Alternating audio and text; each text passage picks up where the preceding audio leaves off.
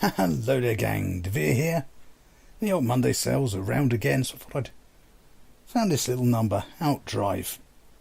So let's have a look at what we get, shall we? And it finally loads. That's one of the first issues of this game. Loading times can sometimes be a bit... Sometimes they're really fast, sometimes they take forever. So it is a Unity game, so many graphic settings you want to adjust are outside, including your resolution, which somewhat annoyingly you will have to set every time you play it. It always defaults back to 1024, which really, that's a bit sloppy.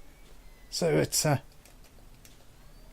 about to lose already before I start. It's slightly cumbersome over control scheme. I'm playing with the controller, my Xbox controller at the moment, so it's not a very good start.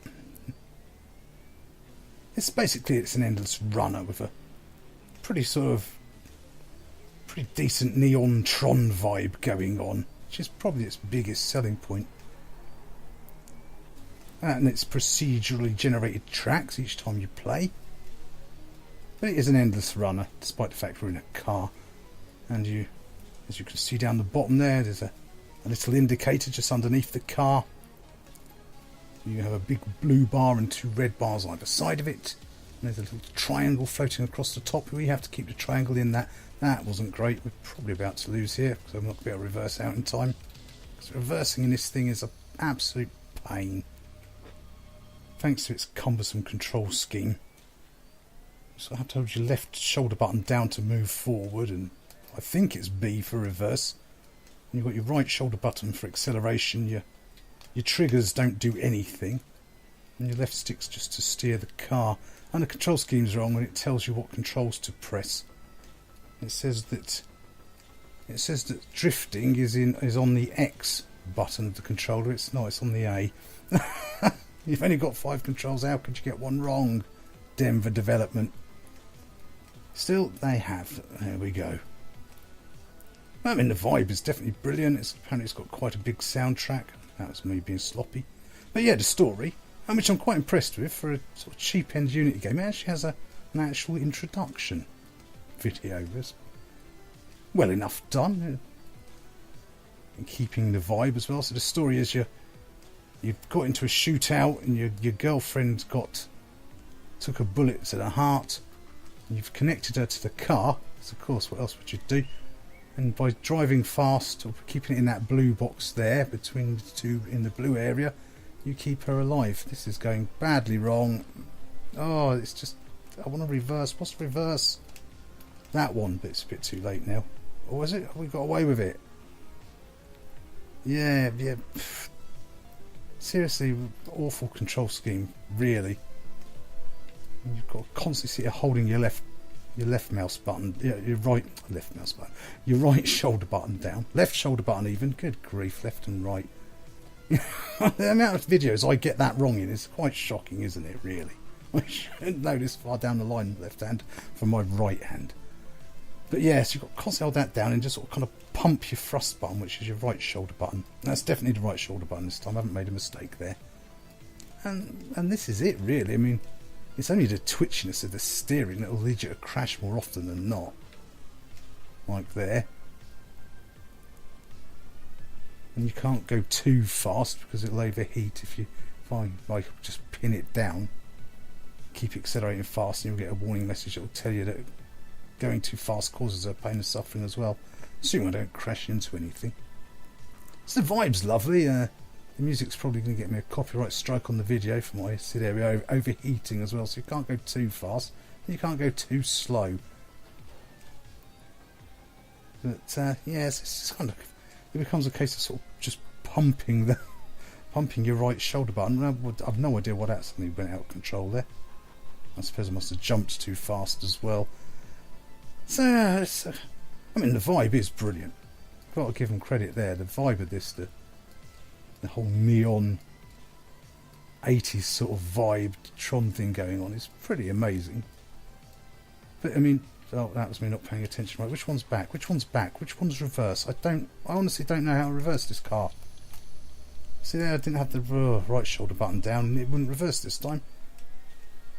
Terrible controls. Why can't just Why can't you just use the control stick back and forth? Makes no sense. Really doesn't. And I suppose it's just the other issue. It's just it's a tad repetitive, in all honesty. I mean, because it's an endless runner, there's no end. You just keep driving and driving. Your goal is just to keep her alive longer than you did the last time.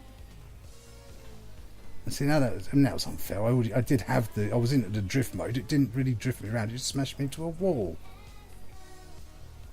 There we go. That was a little bit better. It's very hard to see where your line should be with this neon glow at a distance. Obviously, this is not a race sim, obviously. So it's not bad. It's not without challenges of sorts. But yeah, it's a time filler. I'm going to hit that now. So right, so this time B certainly did. Yeah, I'm pressing forwards. I have no idea why that happened. It reversed nicely, wouldn't then go forward again. Seriously, would it have been so bad to have just had a gear indicator forward and back and just click one button? Would that really have killed the programming to have done that? Made it a lot more smooth. I mean, it's one of those things. I mean, after you've played it for a while, you'll probably, in all honesty, be a bit bored of it and want to uninstall it. Because that's the problem with being a time filler. It's just being time based. There's no leaderboards or scores to try and... Oh, blimey, I'm absolutely super accelerating there. Now I've got to slow back down again, and that's the most challenge. I mean, now why wouldn't my car turn even though I wasn't going that fast? I don't know. But yeah, if it's just a time filler, if it was done in stages, you could say, oh, well, I'll get to stage 10. It's not. It's endless runner. It's what they do, endless runners. So it's got a nice vibe going on. I mean, it is on the Monday sales at the moment for 40p. So it's not a terrible game. It's just a few bits more smoothing on the controls and maybe giving it a dead zone for the controller to make it not quite so twitchy in response. You can play with a keyboard. I have not tried that. This is the sort of thing that cries out for a controller, really. And if you like this sort of soundtrack music, it's not really my cup of tea, in all honesty. I'd be more in favour of a lot of Slayer than this in my personal self. But apparently you can add your own soundtrack. But I shan't worry about that. So if you are after a little endless runner time filler that's got a nice sort of vibe, that was my fault then. I pressed the wrong button. I hit the X again. I don't know why, as I know it doesn't do what it says on the tin. I think we're just about to conclude our dinner because there's obviously not really a lot more to show you. But yeah, the challenge itself never really gets much higher than this, in all honesty. But it does have the attraction of the